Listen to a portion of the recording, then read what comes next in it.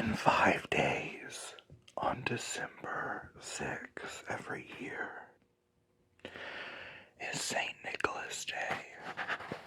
I remember being a young child in school where we would leave our shoes out in the hallway and St. Nicholas would come by and fill them while we're at school. Also, I would do it at home, but not for that long. But it's a really cool tradition where you put your shoes outside your bedroom and St. Nicholas come and fill them with candy. But children all over the world know him and love him. In Germany, he's called Kris Kringle. British children call him Father Christmas. But of course, most people call him Santa Claus. He's got another name. It's an ancient one that goes back hundreds of years. It's one of the very first names people called him.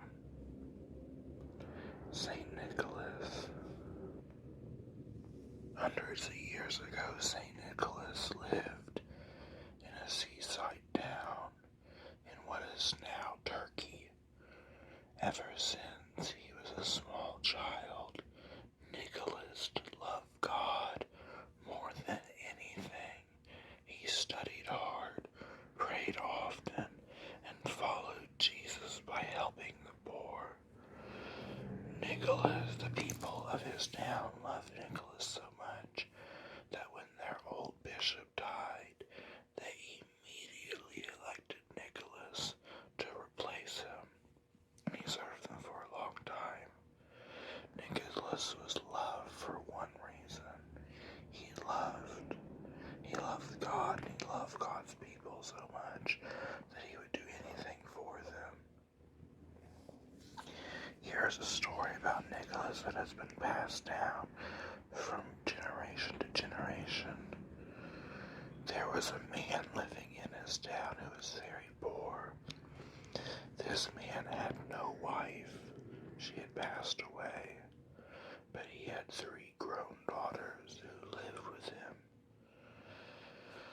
In those days when young women got married, she had to bring money or property with her into the marriage.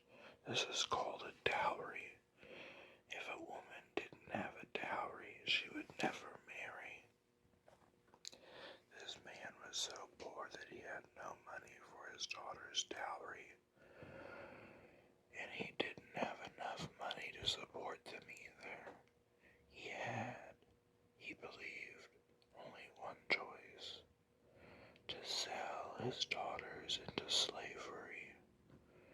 Nicholas heard about this terrible situation late one night when the family was asleep. They had hung stockings by the fireplace that had been gone out, but the coals helped dry out the stockings, and St. Nicholas crept to the man's house and threw a bag of gold into the stockings, and this was enough to pay dowry for his oldest daughter. The man was overjoyed, and his daughter was too. She married, but her father was still left with a problem. 2 to be exact. What about the 2 youngest daughters? Sadly, he prepared to send them away. St. Nicholas returned one night and again and threw a bag of gold through the window into the stocking. The father rejoiced, but he wondered who was helping him and why. Of course, Nicholas didn't want the man to know. He knew it was best to help others without letting them know we're helping them. If we help others in this way, we help because we truly want to and not because people will praise us for it. But the father was determined. had one daughter left and no money for a dowry. He certainly hoped he would be helped again, especially because he wanted to find out who was doing it.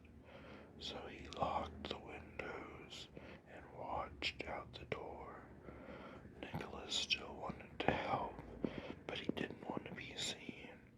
So in the back of the house, far from the father's sight, he dropped a bag of gold for the third daughter right down the chimney. Other stories are told about Nicholas. It's said that God worked through Nicholas's prayers to raise children from the dead, some who had been killed in a fire, and another child who had drowned. All of these stories tell us the same thing about St. Nicholas. He lived for God, which means he lived for love. If people were in need, he was able to help.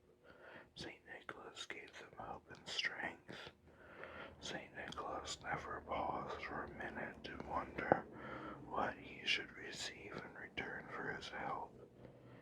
He only thought about what he could give to those in need. Stories about St. Nicholas spread from his home in Turkey up to Russia, where he is still very popular.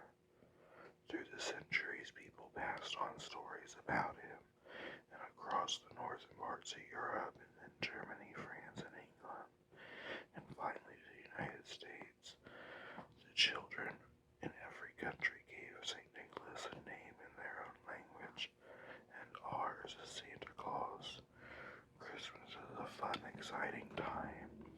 It's fun because all the time we get to spend with our families. It's fun because we are doing a lot of celebrating. It's fun because we get to sing and pray about Jesus who was born into the world to save us. Christmas is also fun because we get to give. We can show our family, our friends, and those in need how much we love them by giving them special presents that we make or buy. We give because we're thankful. We're thankful for friendship and for love and for all the people who take care of us. We're thankful to God for giving us life. St. Nicholas was thankful too, and that's why at Christmas tide we try to be just like him. He was so grateful for the life God had given him that he just couldn't stop giving joy and hope to others, no matter how far he had to travel